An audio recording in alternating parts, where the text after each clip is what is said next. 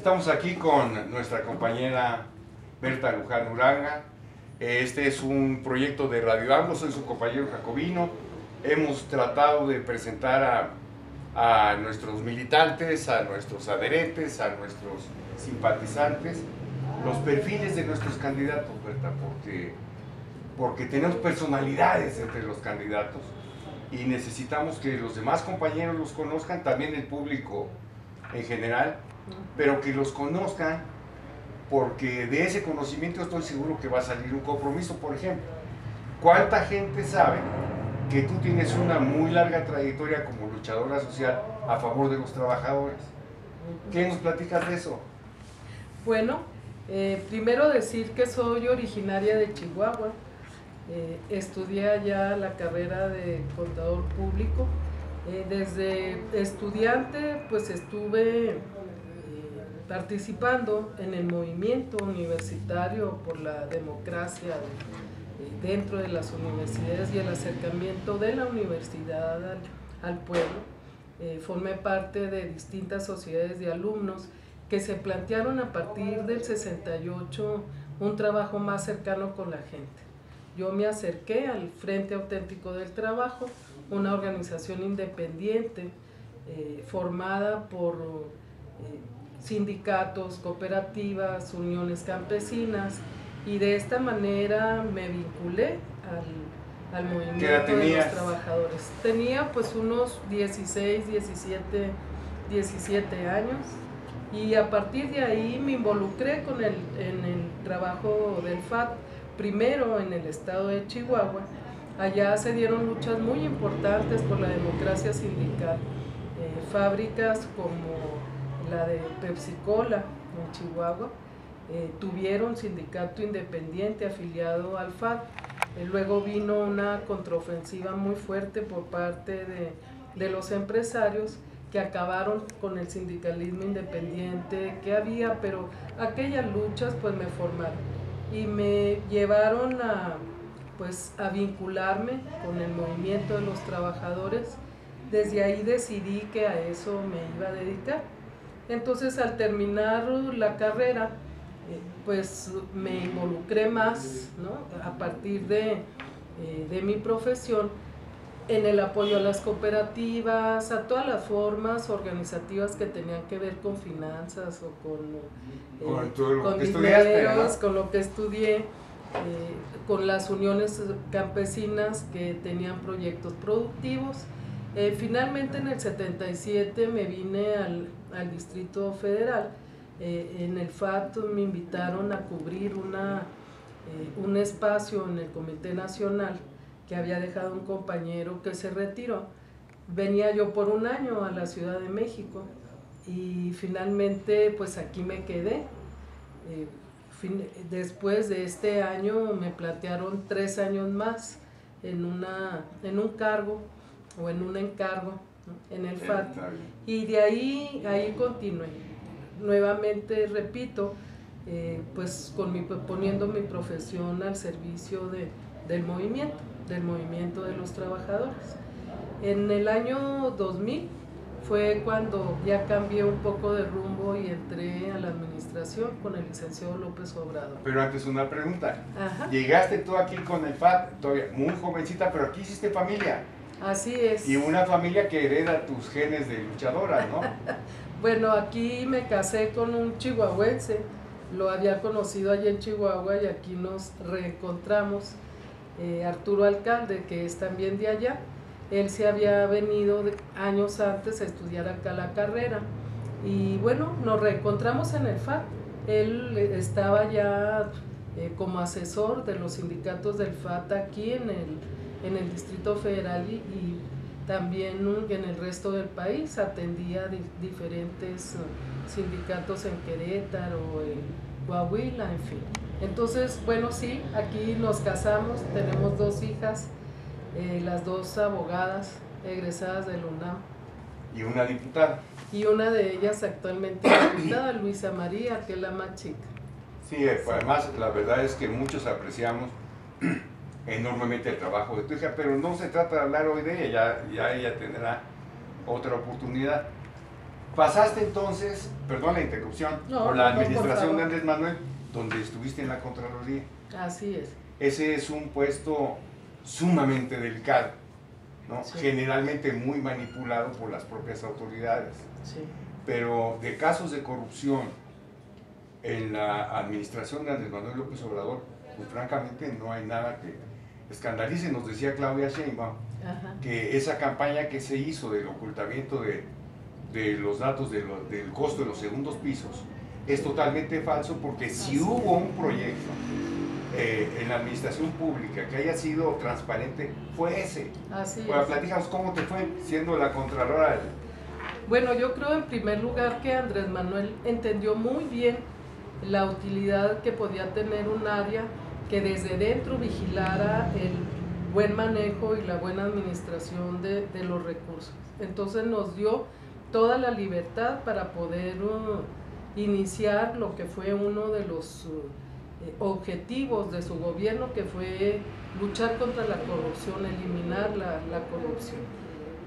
Nosotros implementamos una serie de medidas anticorrupción, desde operativos especiales en áreas donde veíamos riesgo o problema. ¿Operativos como qué? ¿Como intervenir? Operativos como intervenir, efectivamente.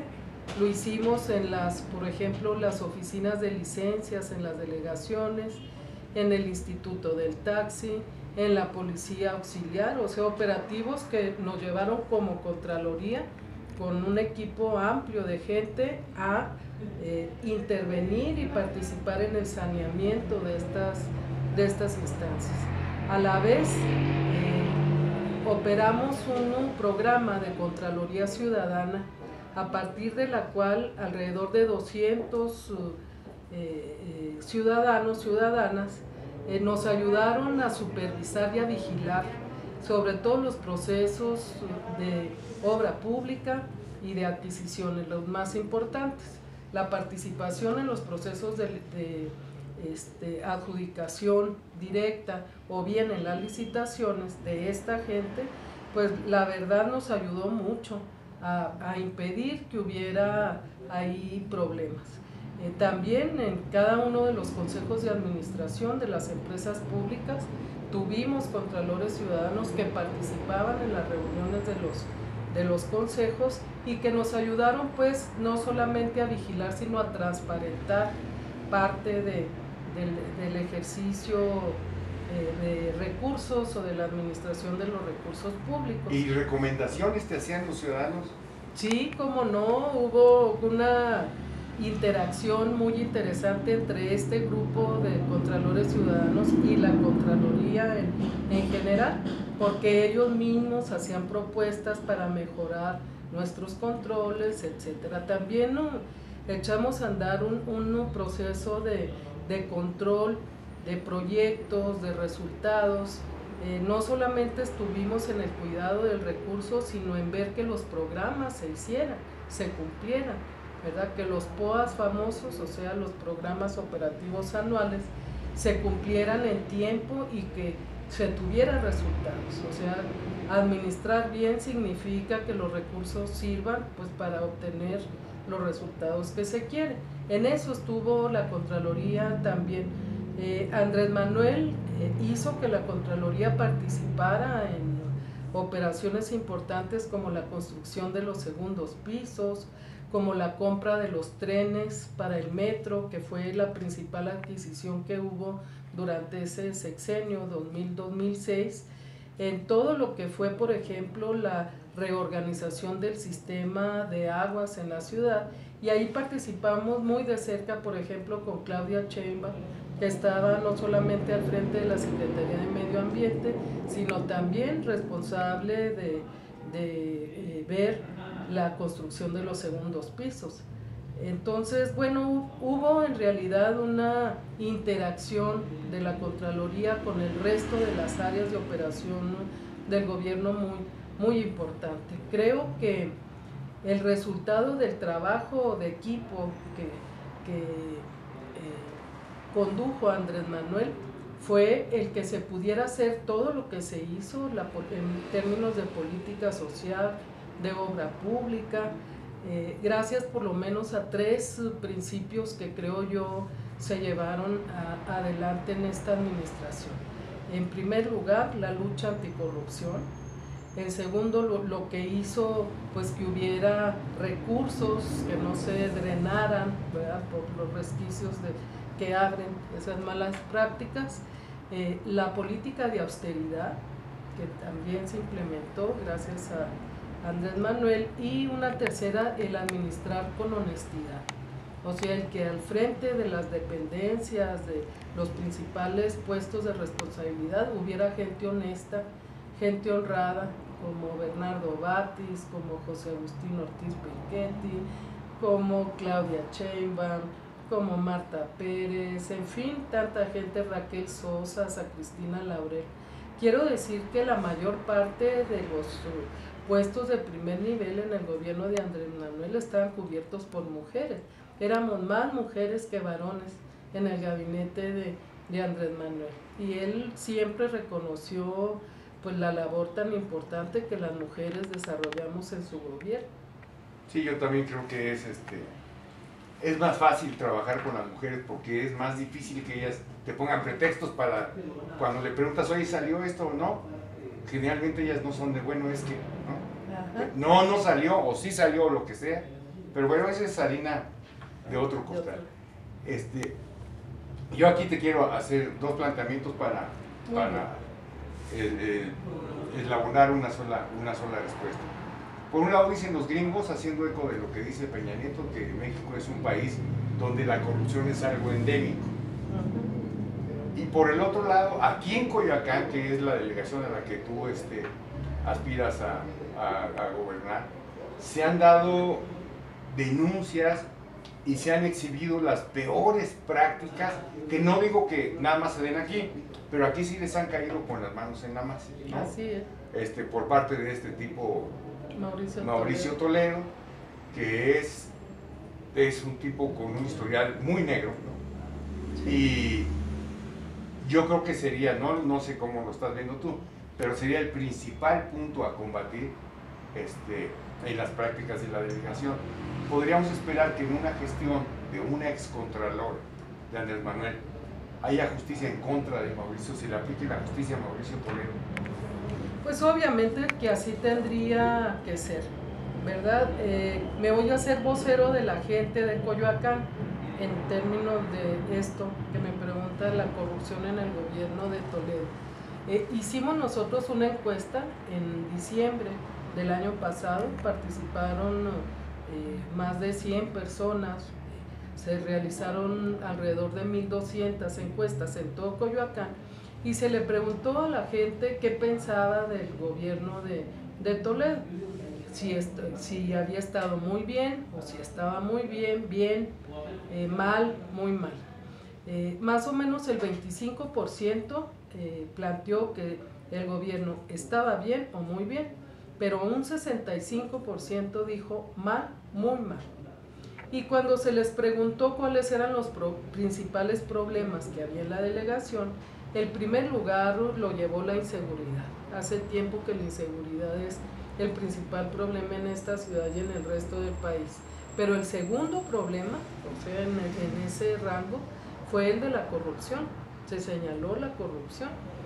Y cuando se les preguntaba, bueno, la corrupción, ¿por qué o no? Pues de todo, desde la gente que hace la obra pública de mala calidad, con costos altos, hasta los moches, las mordidas, las propinas que tienes que dar para un acta de nacimiento. Para todo, ¿no? Ya no digamos el alza de los costos de las obras, etcétera, que siempre llevan un porcentaje para el funcionario o el responsable por parte del gobierno delegacional de esa obra, ¿no? O de esa adquisición. Entonces es su vox populi el que este gobierno es corrupto. Y efectivamente los medios de comunicación han venido dando cuenta de estos hechos. Hubo un secretario particular que estuvo en la cárcel por esto de los moches, el hermano de Mauricio Toledo fue también acusado de cobrar a las personas que les conseguía él plazas en el gobierno delegacional. Ha habido gentes que han venido aquí al local de Morena a denunciar que les están pidiendo una parte de su sueldo para apoyar ahora la campaña de Valentín Maldonado, que es el candidato de Toledo, que los obligaron desde el mes de octubre a participar en el cambio de domicilio de gente que está en otras delegaciones para ubicarlos aquí en esta delegación con el compromiso de votarlo pues por el PRD y sus candidatos. Sabemos que hubo un tránsito muy importante de personas que desde el mes de octubre y hasta enero de este año estuvieron ubicándose en la delegación, en esta delegación, para poder votarlo por ellos. Nos dicen, por ejemplo, que a los mandos superiores les pidieron 20 personas en esta calidad. Ya es trata de personas, ¿no? No. Luego, muchas denuncias tenemos también del condicionamiento de los programas sociales. Por ejemplo, hace 3 días vino una persona a traernos un papelito que le dejaron gentes de la delegación, ofreciéndole un tinaco a cambio de la copia de su credencial de elector, el CUR, hasta su acta de nacimiento y 4 credenciales más. Están finalmente repitiendo las prácticas que tanto combatimos y denunciamos del PRI, ¿verdad? O sea, este gobierno perredista está acudiendo a las mismas prácticas que el PRI ha venido utilizando siempre para comprar conciencias, para condicionar los programas sociales que son obligatorios, para conseguir votos, para seguir pues con el negocio que han venido construyendo en estos años en esta delegación. Ya para terminar, yo sé Bien. que te tienes que ir y espero que no sea esta la única vez que podamos platicar para Radio AMLO. Claro que Berta, sí, cuando mira, ustedes quieran, aquí estamos. ¿qué le vamos a decir o qué les dices tú a la gente que de buena fe dice, sabes qué, el INE es una institución muy corrupta, mejor anulemos nuestro voto? ¿A qué los convocamos? Bueno, nosotros sabemos que el abstencionismo en este país no ha llevado más que a la no participación, ¿no?, de la ciudadanía en lo que es el ejercicio de sus derechos, ¿verdad?, de sus derechos como ciudadanos. El no votar significa apoyar el voto duro que tienen los partidos, en este caso, por ejemplo, en Coyoacán, pues el voto duro que tiene el PRD a través de las prácticas que ya mencioné, la clientela electoral, que sea esta la que se imponga en la votación. Nosotros sabemos que un voto duro significa que hay gente que va a votar por esta opción porque ahí está, por X cuestiones. Entonces, el no votar apoya, ¿no?, el que fortalece el triunfo del voto duro. Por otro lado, repito, el no votar es renunciar a un derecho, ¿verdad? Y es pues un poco cerrar los ojos a la realidad. ¿Cuál es la realidad? Votes o no votes, vas a tener un gobierno, y si no votas, pues entonces vas a tener el gobierno que te imponen otro. Tu voluntad no va a contar, es renunciar a esa voluntad, ¿no?, y a esa libertad y a ese derecho. Entonces los derechos pues están para ejercerse, no para renunciar a ellos. Y el voto consciente y el voto libre pues es una aspiración por la que hemos venido luchando durante mucho tiempo, porque se respetara el voto. Ahora hay muchas prácticas que están lejos de asegurar que el voto se respeta. Ya sabemos cómo se las gastan nosotros, pero la pregunta sería, ¿y la mejor forma de actuar frente a esto es anulando el voto o no participando no votando, pues evidentemente que no, ellos felices de la vida, Sí. ¿verdad? Entre más ausencias haya, ¿no? A favor de otros partidos, pues bueno, los que se imponen bien, ¿no? Entonces, a votar, voto activo, ¿no? A votar y a defender el voto. Así es, a votar y a defender el voto. Esa es nuestra consigna y esa es nuestra lucha, ¿verdad? Tú tomaste el ejemplo de que están regalando tinacos. Esta es una práctica más o menos vieja. Pero Sí. ahora, si no votamos, vamos a permitir que la mayoría que tiene el PRI y el Verde en la Cámara de Diputados nos quiten el agua. ¿Para qué queremos el tinaco? Así es. ¿No? Ah, claro, claro, ¿Verdad? así es. Pues muchísimas gracias. No hay de qué. Muchísimas gracias, Berta. Yo creo que la delegación Coyoacán merece ya ser bien gobernada. Así es. Estaremos aquí dándote vueltas. Radio AMLO está a tu disposición. Todo lo que tú consideres que necesita publicarse en un medio alternativo como es Radio AMLO, están abiertas las puertas, así que los portales, ¿no? Muy bien. Muchas gracias, soy su compañero Jacobino para Radio AMLO. Estamos aquí en la oficina de nuestra compañera Berta Luján Luzcano, candidata a jefa delegacional de Coyoacán. Gracias. Gracias a ustedes.